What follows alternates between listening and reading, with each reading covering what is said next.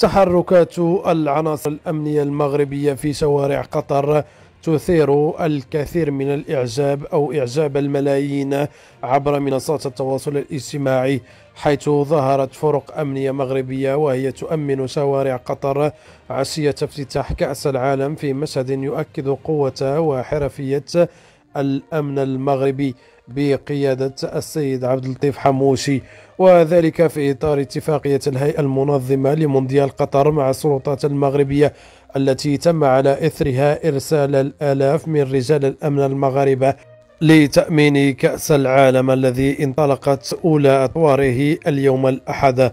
ويتواجد الأمن المغربي بقوة في قطر لوجستيا وبشريا للمشاركة في تأمين حوالي 1.5 مليون ضيف في بلد المونديال. وشارك ممثلون عن الأمن المغربي في مؤتمر دولي بالدوحة قبل أشهر بحضور جهات من الدول المشاركة في المونديال بهدف تركيز منظومة أمنية محكمة وإرساء تعاون مشترك بين مختلف الدول في هذا المجال. واضطرت قطر إلى بحث التعاون الأمني والاستعانة بالخبرة الأمنية المغربية لإنجاح الحدث العالمي واستيعاب حركة الملايين على أراضيها بين مواطنيها وضيوفها من الخارج. وافتتحت يوم أمس السبت أشغال مركز التعاون الشرطي الدولي بمدينة لاخويا القطرية في إطار مواكبة أنشطة كأس العالم قطر 2022.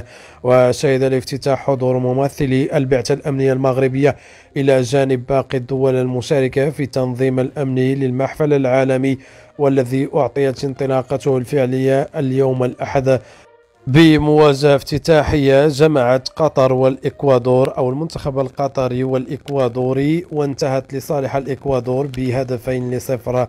وكان وفد أمني يقوده المدير العام لمراقبة التراب الوطني والأمن الوطني عبد اللطيف الحموشي أو حموشي قد قام بزيارة في وقت سابق إلى دولة قطر من أجل الوقوف على المنشآت والملاعب المخصصة للمونديال.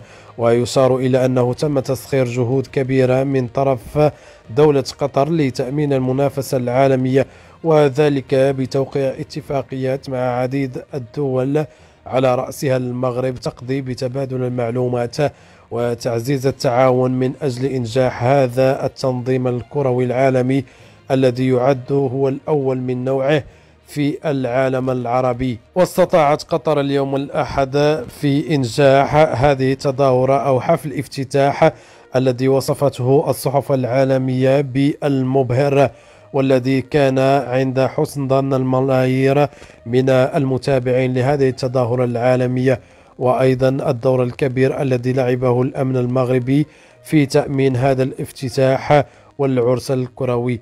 نشكركم على حسن المتابعة.